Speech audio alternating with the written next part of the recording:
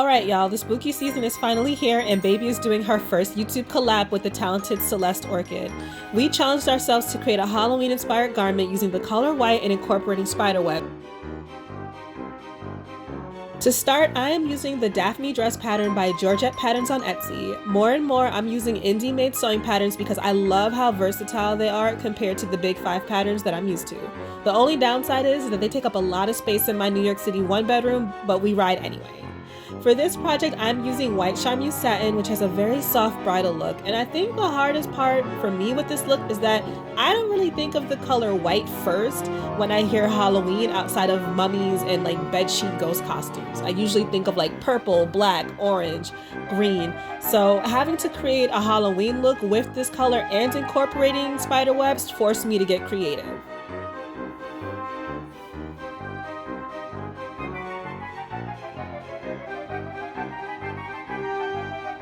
Onto the sewing portion, I'm using my Brother LB500s to create this piece, and although this video is sped up, I'm taking my time, so y'all can vibe to these Halloween tunes while I sew.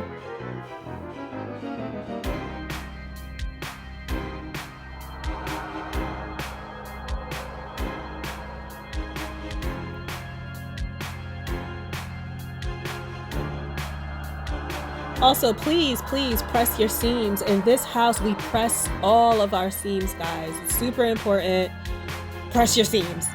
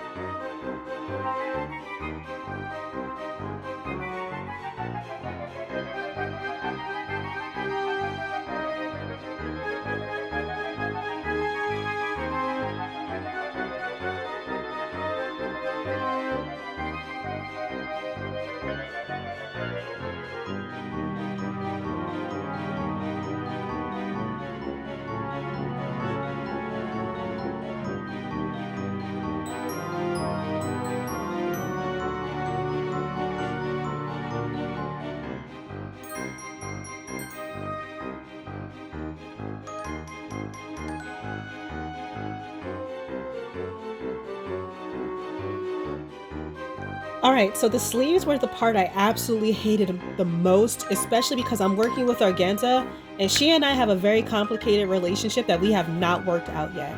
And in an effort to keep this look affordable, I actually skipped out on using bias tape for the sleeve bands and the shoulders, but I found a way to make it work anyway using some ribbon that I already had in my stash. So sometimes you just use what you have and you make the most of it, and there is absolutely nothing wrong with that.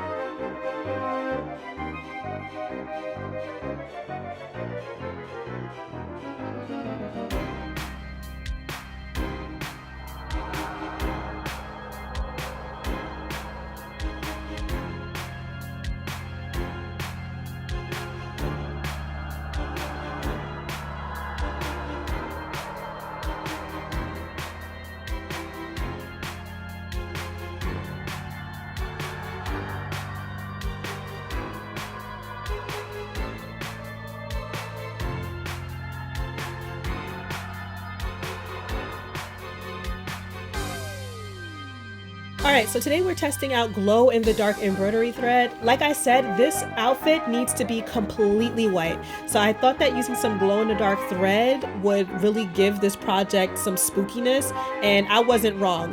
Look at that glow, y'all. It's incredible. Moving on to the overskirt, I'm using about 3 yards of organza to get that really fluffy puff dress look. So I'm just using my serger here to finish the edges so that we don't have to deal with any type of fraying.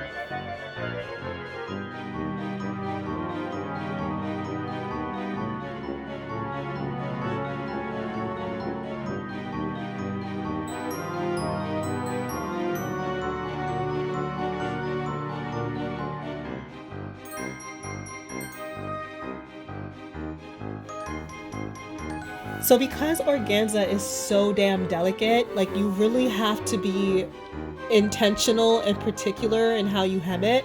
So I am attempting to use a rolled hem foot to help me with this, and it was absolute misery. I definitely need to practice more with this foot. My hems looked pretty decent, but they were not the best. I will probably pick up another organza project soon, because ultimately practice makes improvement, and I definitely need improvement when it comes to using this fabric and using this particular sewing foot.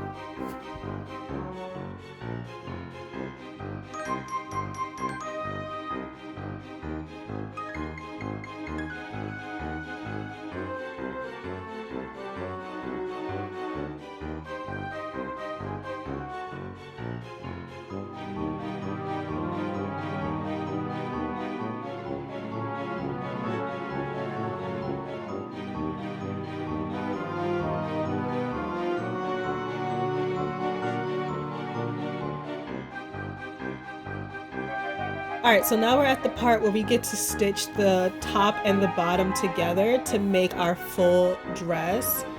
And this is definitely another area where I wish I had taken a little bit more time, because I did have to go over this area twice because I wasn't catching all of the organza to the bodice of the dress.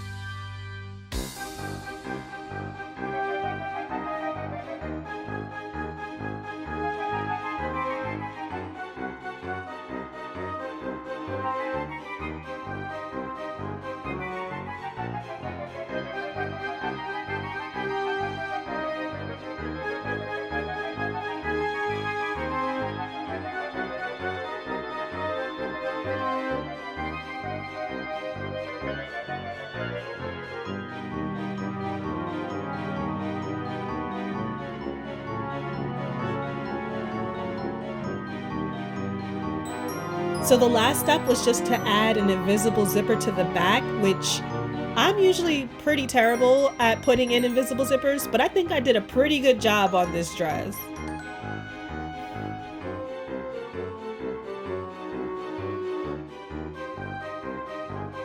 Here is the reveal, guys. It is giving vampire princess. This dress came out so cute, and it really does glow in the dark. So thank you guys so much for watching. Please be sure to check out Celeste Orchid's channel to see her creation for this collab, and I will see you guys in my next video. Have a very safe and happy Halloween, or else.